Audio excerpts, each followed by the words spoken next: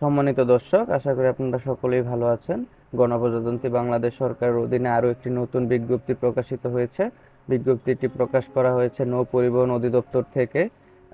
আজকে আমরা দেখব যে কতটি পদে, তারপর আবেদন শুরু কবে, শেষ কবে, কিভাবে আবেদন করতে হবে, সকল বিষয় বিস্তারিত আমরা দেখব।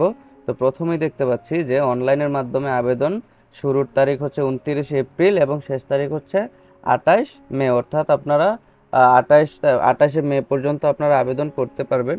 প্রথমে যদি দেখি যে অফিস সহকারী কাম কম্পিউটার মুদ্রাক্ষরিক, বেতন স্কেল হচ্ছে 9,300 থেকে 22,490 টাকা, গ্রেড 16, পদের সংখ্যা হচ্ছে 3টি। অস্থায়ী, কিন্তু আপনারা অস্থায়ী, এখানে যে অস্থায়ী লেখা আছে এটা আপনারা অস্থায়ী ভাববেন না। অস্থায়ী সকল সরকারি চাকরি 2-3 বছর পর স্থায়ী হয়ে যায়। এখানে হচ্ছে সর্বোচ্চ বয়স সীমা হচ্ছে অনূর্ধ্ব 30।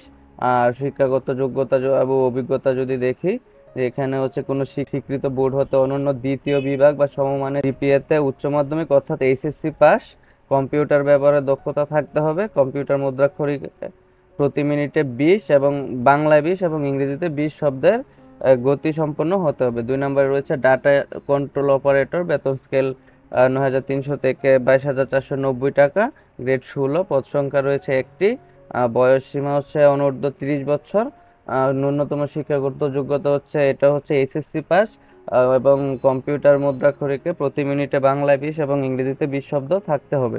তারপর হচ্ছে 3 নম্বরে অফিস সহায়ক, পদ সংখ্যা হচ্ছে 13টি, অনূর্ধ্ব 30 বছর পর্যন্ত আবেদন করা যাবে এবং ন্যূনতম শিক্ষাগত যোগ্যতা হচ্ছে এইচএসসি পাস এবং বাংলায় 20 শব্দ এবং ইংরেজিতে 20 শব্দ গতিসহ সংশ্লিষ্ট বিষয়ে স্ট্যান্ডার্ড অ্যাপটিটিউড টেস্টে উত্তীর্ণ হতে হবে। তো তারপর যদি দেখি যে আসলে কোন কোন জেলার লোক আবেদন করতে হবে, এখানে দেওয়া আছে যে 1 নম্বরে যে যে সকল জেলার লোক বা যে সকল জেলার প্রার্থীগণ আবেদন করতে পারবেন। এখানে দেখতে পাচ্ছেন যে রাঙামাটি, মেহেরপুর, চুয়াডাঙ্গা, মানিকগঞ্জ, সিলেট ইত্যাদি। এখানে আপনারা দেখে নিন যে কোন কোন জেলার লোক আবেদন করতে পারবেন। 2 নম্বরের হচ্ছে এগুলা, আর 3 নম্বরে হচ্ছে এই যে আপনারা দেখে নিন। তারপর হচ্ছে এখানে দেখি যে অনলাইনের মাধ্যমে আপনারা আবেদন শুরু হয়েছে কিন্তু 29 এপ্রিল এবং 28শে মে পর্যন্ত আপনারা আবেদন করতে পারবেন।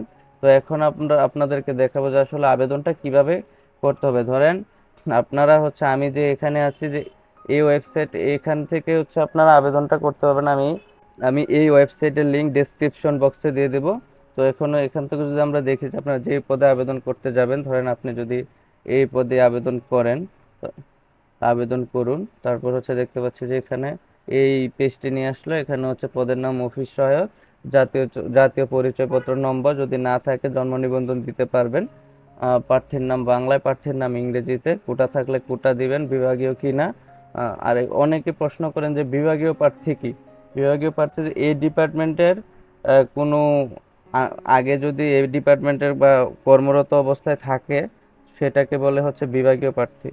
আর এখানে হচ্ছে জন্ম, বিজ্ঞপ্তি, এখানে হচ্ছে আপনার ঠিকানা, মোবাইল নম্বর, ধর্ম, জাতীয়তা, আপনার শিক্ষাগত যোগ্যতা। আর এখানে এগুলো সব ফিল আপ করে দিবেন। তো এখানে আরেকটা বিষয় দেখি যে এখানে হচ্ছে আপনার চারিত্রিক সনদপত্র জমা দিতে হবে।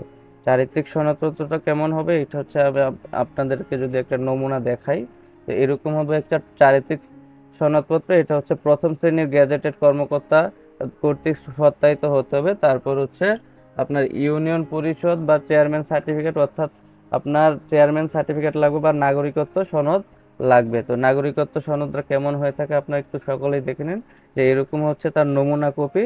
এটা আপনাদের যে ইউনিয়ন থেকে আপনারা পেয়ে যাবেন, যাদের পৌরসভা আছে তারা পৌরসভা মেয়র থেকে নিয়ে নেবেন। তারপর এখান থেকে ফিল আপ করলে এখানে ক্লিক করে আপনার আবেদনটি সম্পন্ন করতে হবে।